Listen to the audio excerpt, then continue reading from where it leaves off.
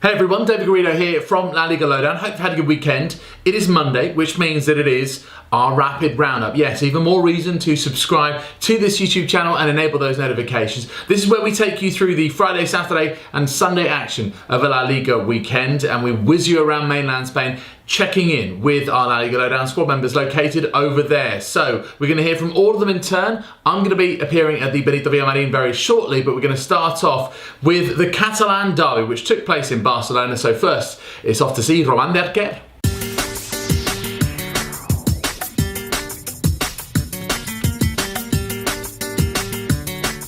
Surprising 4-0 victory for Barça at Cornellà against Espanyol, where everybody expected a tight game.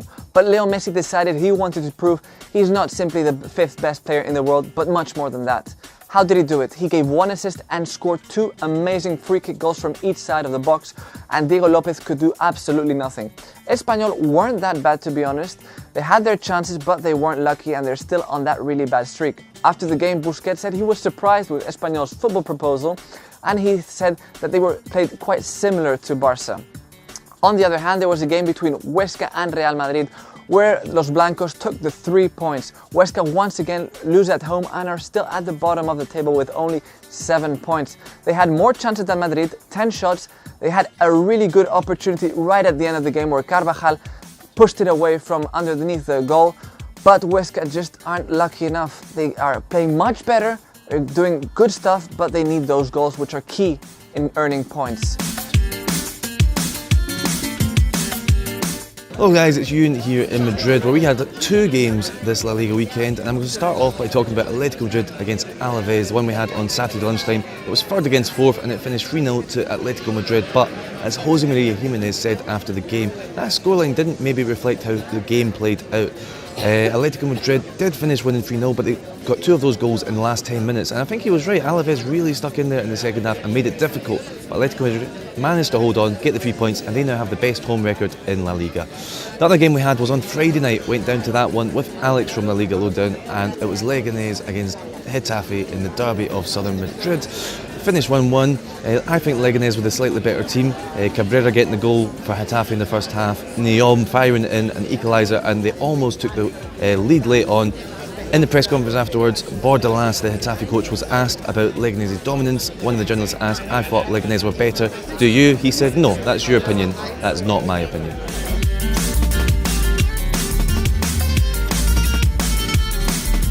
Now, towards the end of last month, Real Betis lost to Villarreal, and we said after that on our podcast they had 4 home games in a row, time to string together a few wins. Well, looks like they heard us, because 4 games later, 4 wins, 8 goals scored, none conceded. The latest of those victories, 2-0 at the Estadio Benito Villamarín against Rayo Vallecano on Sunday. Not much happened in the first half, but just before the hour mark, Jordi Amat tried to clear his lines, but in doing so, went through Loren Moron, and as a result, eventually, after VAR was consulted, penalty given and penalty scored by Giovanni Lo Celso, sending Solid Dimitrievski the wrong way. And then, Michel, the Rayo boss, said when Betis are 1-0 up, very difficult to get the ball off them. Well, the man who kept the ball the best, arguably, was Sidney. Get the ball off William Carvalho, then dance towards goal. Rayo defenders and midfielders just giving him plenty of space, gets into the box. Eventually, Alejandro Galvez tries to challenge him. Couple of step overs, shifts the ball from right to left to right again, and then beats Dimitrievski at his near post for 2-0. So things have suddenly got a lot better for Betis, and it could be a very, very Merry Christmas if they keep this form up.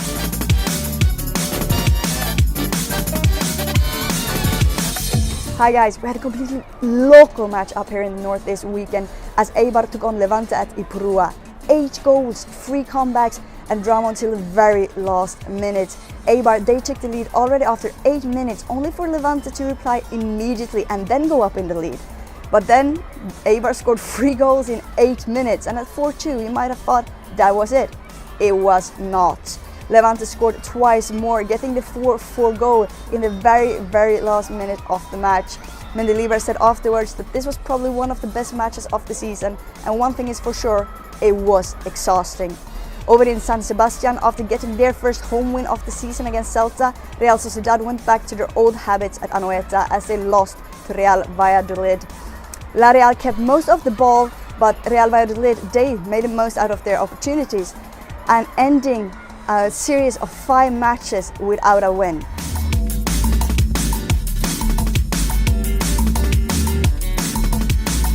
Hi guys, this is Paco Polit reporting for La Liga Lowdown from Valencia, and this is a handkerchief.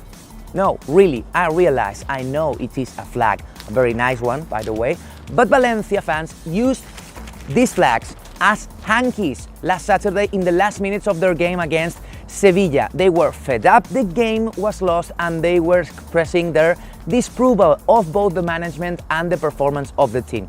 Luckily for them, Mokhtar Diakabi scored a mighty header in the last minute to level Pablo Sarabia's goal and pick up a point that really doesn't help either of both teams. 1-1 between Valencia and Sevilla, and plenty of trouble for Valencia in the next few days. And regarding our second game of the weekend in the Valencian region, Villarreal just keep plunging in La Liga and lost yet again, this time with a 2-3 score against a Celta who have improved lately under new manager Miguel Cardoso. Everything happened in the second half. Brais Mendes, Okay and also Maxi Gomez were the ones to score in the first 6 minutes of the second half after the break, and later Carlos Vaca scored a brace. Even Gerard Moreno was able to hit the post in the last few minutes, but Villarreal couldn't equalize. And again, their manager Javi Calleja is walking on the tightrope. They are only to this point with 14 points out of 45, only 3 above relegation, depending on what Athletic Club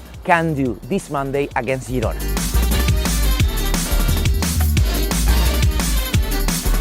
And in fact, some breaking news since Paco filed that report, which is that Villarreal have announced that they have parted company with Javi Calleja. He's no longer in charge at the Estadio de la Cerámica, and he becomes the 5th La Liga head coach to lose his job this season after Leo Franco, Julian Lopetegui, Antonio Mohamed and Toto Berizzo. Well, that's it for this rapid roundup. Hope you've enjoyed it. We've taken you through the Friday, Saturday and Sunday action on match day 15 in La Liga. Just the usual notices about where you can catch our other content on other platforms. Twitter is the place to be if you want to catch up on all of the European action in the Champions League and Europa League this week. We are at La Liga Lowdown on Twitter. Our podcast is out each and every Tuesday. Check out the links in the description to this video, and also if you're in North America and you subscribe to SiriusXM 157, you can listen that way. There's our website for all of our content in one place. That's www.laligalowdown.com. And if you're enjoying what you're seeing on this YouTube channel, make sure you like this video, subscribe to the channel, enable notifications, and spread the word for us as well. Have a great week.